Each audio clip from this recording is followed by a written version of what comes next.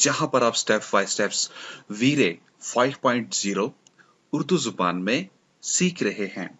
जी students, इस series के अंदर आप कंप्लीट वीरे को 3D मैक्स के ऊपर इस्तेमाल करने का मेथड आप सीख रहे हैं, यानी कि वीरे को 3D मैक्स में कैसे यूज किया जाता है। तो डी स्टूडेंट्स, इस लेसन के अंदर हम जिस चीज को देखेंगे, अगेन हमारे पास होगा फ्रेम बफर के अंदर एक इफेक्ट्स की ऑप्शन रहेगी थी। तो उसके लिए मैंने सोचा आपको मैं अलग से एक लेसन बनाकर आपको मैं एक्सप्लेन कर दूं, क्योंकि मैंने कहा था कि जब तक हम अपने पास वीरे को स्टेप बाय स्टेप नहीं समझेंगे उस वक्त तक हम इसके ऊपर काम नहीं कर सकते हैं। और वीरे को समझने के लिए सबसे पहली जो चीज है वो आपके पास फ्रेम बफर है। जब तक आपको वीरे फ्रेम बफर के बारे में इंफॉर्मेशन नहीं होगी तो आप बेहतर तौर पर आगे नहीं जा सकते हैं।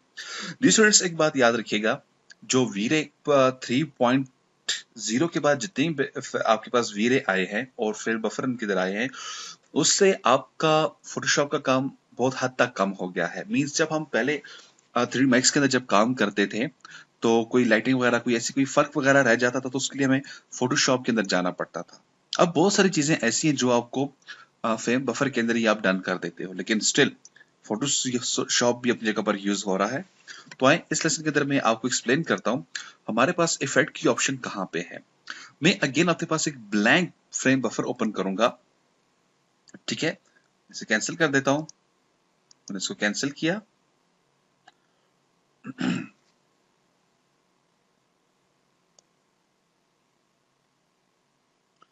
और इसको कैंसिल कर देता हूँ स्टूडेंट्स, कैंसिल हो चुका है। अब मेरे पास सिंपली मेरे पास किधर है, यहाँ पर आ जाए आप अपने पास इस जगह पे, ठीक है। इस एरिया पे आप क्लिक कर देंगे तो आपके पास ये बेसिकली लास्ट फ्रेम बफर को सामने लेकर आ जाता है, लास्ट रेंडरिंग सीट को सामने लेकर आ जाता है। लेकिन आज हमें जिस चीज को स्टडी करना है स्टूडेंट्स, वो आपके पास क्या है, इफेक्ट्स। आपके पास बिल्कुल लास्ट में ऑप्शन है ओपनिंग लेंस इफेक्ट सेटिंग। आप यहाँ पे क्लिक करेंगे और यहाँ पे आपके पास मुख्तलिफ किस्म की सेटिंग्स है जो कि आप यहाँ पर अप्लाई कर सकते हो। लेकिन स्टूडेंट्स, जो ट्रिक है वो क्या है, रेंडर करने से पहले पहले आपको इसको एक्टिव करना मस्ट है। अगर आपने रेंडर करने के बाद इसको एक्टिव किया तो फिर ये आपके पास जो इफेक्ट्स हैं काम नहीं करते हैं। जैसे कि अभी देखिए, मैंने अभी तक अपने पास कोई भी इमेज रेंडर नहीं की है और मैं इफेक्ट्स को ऑन कर देता हूं यहां से। और इसी तरह से मेरे पास डिफरेंट इफेक्ट्स हैं, इनको आपने क्या करना होगा, अपने पास ऑन कर दें। मेरे पास इफेक्ट्स ऑन हो चुके हैं। अब मैं यहां से अपने पास एक रेंडर क्रिएट कर दूंगा, क्योंकि जब आपके पास ये ऑन होगा उसके बाद आपको फ्रेम को रेंडर करना होगा, फिर आप उसके ऊपर इफेक्ट अप्लाई कर सकते हो। अगर आपने पहले से कोई फाइल को रेंडर किया उसके बाद अगर आप इफेक्ट अप्लाई करना चाहते हो तो फिर आपके पास नहीं होगा। तो डी स्टूडेंट्स, यहाँ पर एक ही ट्रिक है। वो ट्रिक क्या है, सबसे पहले आपने इसका रेंडर बनाना है। जैसा कि अभी देखिए यहाँ पर इसका रेंडर बन रहा है। जब आपके पास ये रेंडर बन जाएगा तो फिर हम इस इफेक्ट्स को इसके ऊपर यूज करेंगे।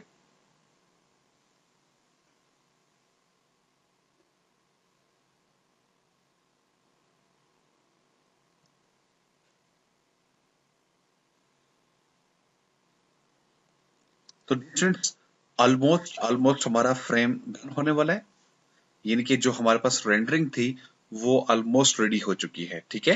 तो अब देखिए आपके पास आपकी पिक्चर रेडी होकर सामने आ चुकी है। अब हम इसमें से सबसे पहले यूज करते हैं ब्लूम इफेक्ट्स को। अब सबसे पहले इसका साइज क्या, आपके पास इसकी विड्थ आ जाती है।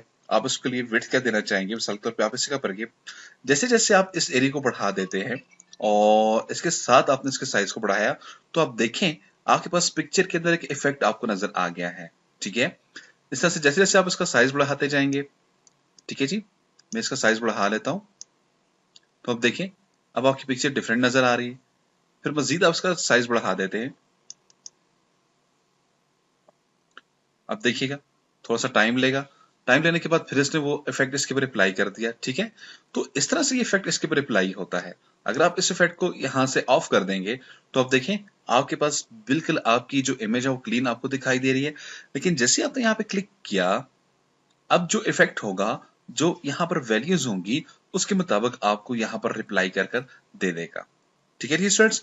तो इस तरह से आप अपने पास इफेक्ट्स की ऑप्शन को फ्रेम बफर के साथ यूज करते हैं।